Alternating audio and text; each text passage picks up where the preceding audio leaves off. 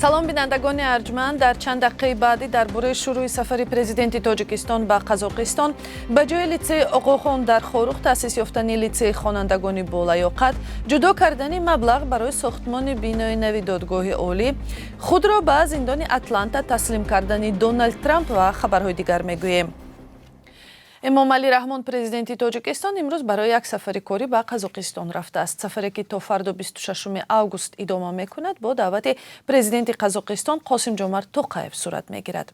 Дафтари матбуоти раиси ҷумҳурӣ гуфтааст ки Эмомалӣ Раҳмонро дар ин сафар вазири корҳои хориҷӣ, вазирони фарҳанг, кишоварзӣ, саноат, муҳоҷират ва шуғли аҳолӣ, раиси вилояти Суғд ҳамроҳӣ мекунад. дар ҷараёни мулоқоти ду президент дар шаҳри Остона ҳамкориҳои тиҷоратию иқтисодӣ ва сармоягузорӣ баррасӣ мешавад. соли гузашта тиҷорат миёни ду кишвар 1,4 миллиард долларро ташкил додааст.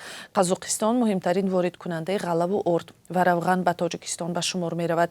Қазоқистон баъди Русия дуюмин кишваре аст ки шумори зиёди шаҳрвандони Тоҷикистон онҷо барои кор мераванд. аз Тоҷикистон ба Қазоқистон асосан меваи хушк содирот мешавад.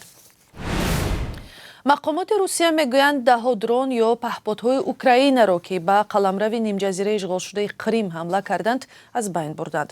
айни замон Украина мегӯяд ки Русия ба чандин маҳаллу минтақаҳои он кишвар бо дронҳои қотил ва мушак зарба задааст. вазорати дифои Русия рӯзи 25 август гуфт системаи дифои зидди ҳавоӣ 42 дрони Украинаро дар фазои нимҷазираи Қрим ё маҳв карда ва ё аз кор андохтааст. як мушаки украинӣ ба гуфтаи вазорат дар вилояти Калуга нобуд карда шуд.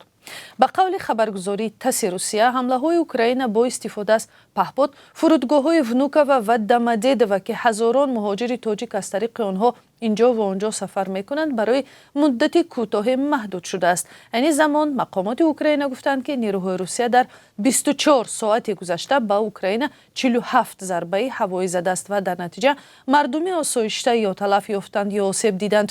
теъдоди куштаву маҷрӯҳшудагон ҳанӯз маълум нест.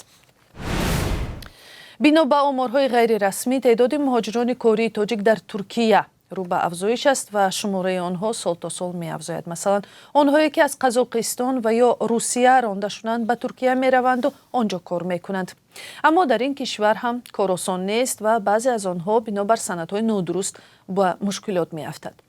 яке аз онҳо Аҳмадҷон Азизови 28 сол аст ки 3 моҳ пеш барои кор ба шаҳри Истанбул омад ва дар мағозае ба ҳайси ёрдамчии фурӯшанда кор мекард.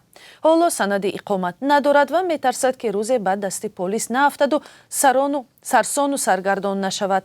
дар бораи ӯ ва муҳоҷирати тоҷикон ба Туркия гузорише дорем ки дар барномаи таҳлиливу хабари ахбори Озодӣ 4 соат баъд тақдим мешавад.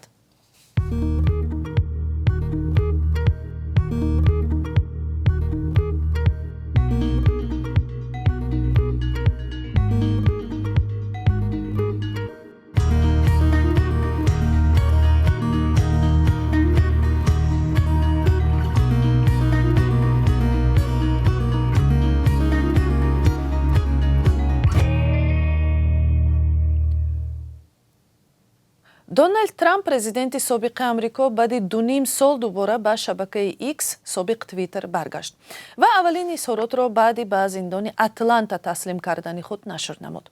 Трампро дар тавтеа ба хотири бекор кардани натиҷаҳои интихоботи президентии соли 2020 гумонбар медонанд, чун он сол ӯ дар овоздиҳӣ мағлуб шуд ва нахост натиҷаҳоро эътироф кунад.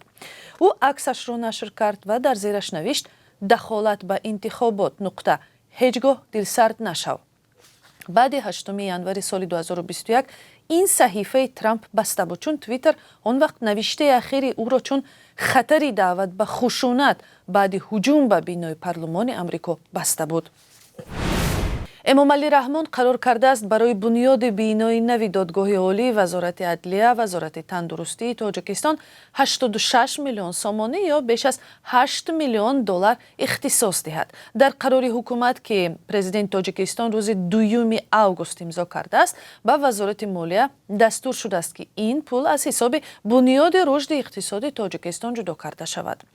интизор меравад бар асоси ин қарор ҳамчунин барои сохтмони донишгоҳи тиббии вилояти Хатлон ва як меҳмонхона дар ноҳияи Данғара 21 миллион сомонӣ ихтисос бидиҳанд.